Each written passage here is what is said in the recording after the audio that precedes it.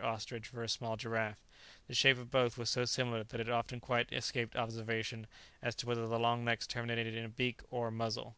Besides, what need of discussion could there be when the fact was established that giraffes are unknown in the New World? The reasoning was plausible enough, and Mrs. Weldon and the negroes were soon convinced, but Dick was far from satisfied. "I did not know that there was an American ostrich," he again objected.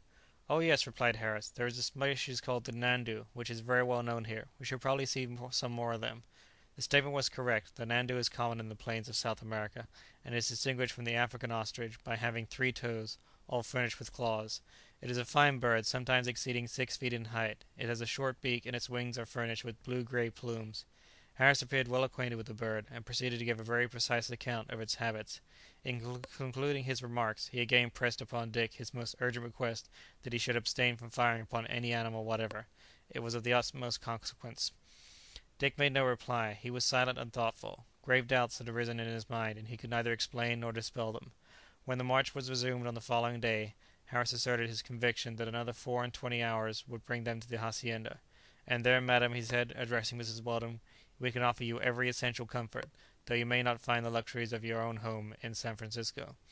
Mrs. Weldon repeated her expression of gratitude for the proffered hospitality, owing that she should now be exceedingly glad to reach the farm, as she was anxious about her little son, who appeared to be threatened with the symptoms of incipient fever.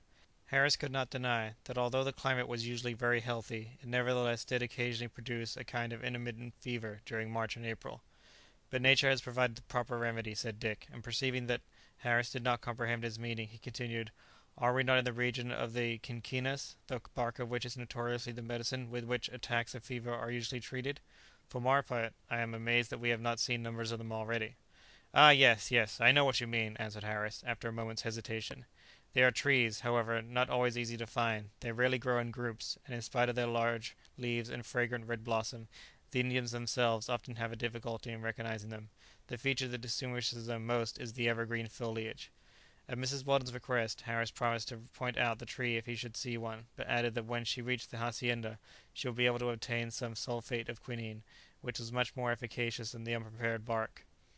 [Footnote: This bark was formerly reduced to powder, known as Pulvis Jesuiticus, because in the year 1649 the Jesuits in Rome imported a large quantity of it from their missionaries in South America.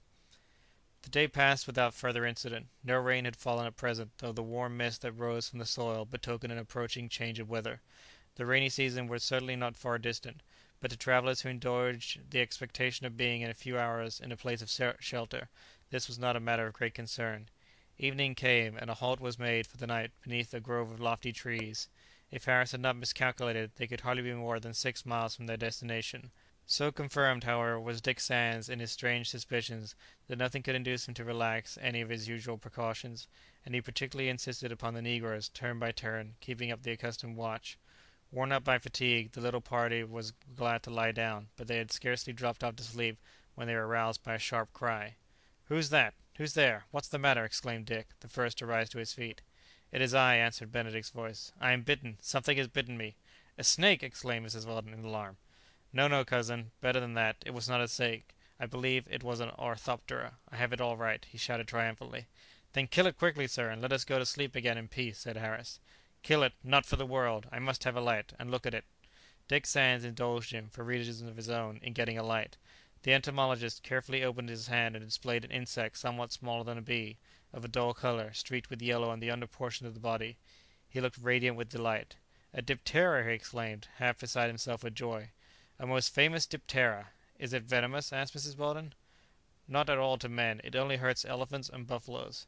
"But tell us its name; what is it?" cried Dick impetuously. The naturalist began to speak in a slow oracular tone. "The insect is here a prodigy. It is an insect totally unknown in this country. In America—" "Tell us its name!" roared Dick. "It is a tsetse, sir, a true tsetse." Dick's heart sank like a stone. He was speechless. He did not, dared not, ask more. Only too well he knew where the tsetse could alone be found. He did not close his eyes again that night. End of Part the First. Chapter 17. Recording by Alexi Talander, Davis, California. www.alexitalander.com